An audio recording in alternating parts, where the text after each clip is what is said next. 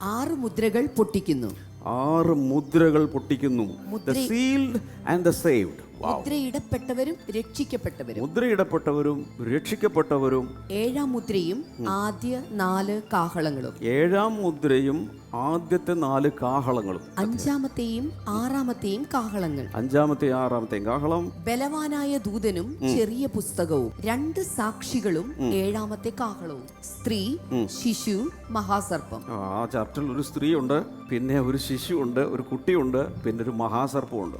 2 മൃഗങ്ങൾ, എതിർ ക്രിസ്തുവും കള്ളപ്രവാചകനും. കുഞ്ഞാട് 1,44,000 പേർ. അവസാന കൊയ്ത്ത്. 7 കലശങ്ങൾക്ക് വേണ്ടിയുള്ള തയ്യാറെടുപ്പുകൾ. Preparation for the 7 bowls. ദൈവക്രോധത്തിന്റെ 7 കലശങ്ങൾ. ദൈവക്രോധത്തിന്റെ 7 കലശങ്ങൾ. 7 bowls of God's wrath. ദൈവക്രോധം അവിടെ വെളിപ്പെടാൻ പോവാ. മർമ്മം മഹദിയാം ബാബിലോൺ എന്ന വേശ്യാസ്ത്രീ. പ്രോസ്റ്റിറ്റ്യൂട്ട് എന്ന് പറയുന്നത് നമ്മുടെ അകത്തൊരു ചിത്രം വരും.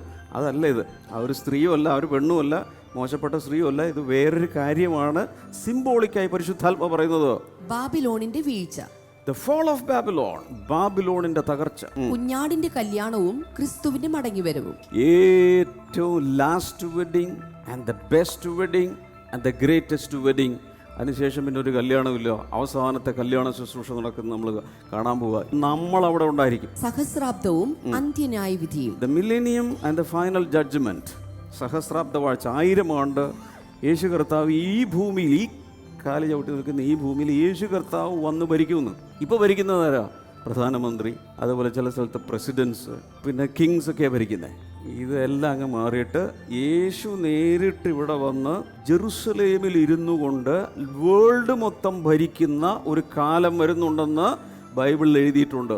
പുതിയ ആകാശവും പുതിയ ഭൂമിയും. ഈ ഭൂമിയല്ല, ഇപ്പോൾ നമ്മൾ നടക്കുന്ന ഭൂമിയല്ല. പുതിയ ആകാശവും പുതിയ ഭൂമിയും കർത്താവ് സൃഷ്ടിക്കാൻ പോകുന്നു. ഏദൻ വീണ്ടെടുക്കപ്പെടുന്നു.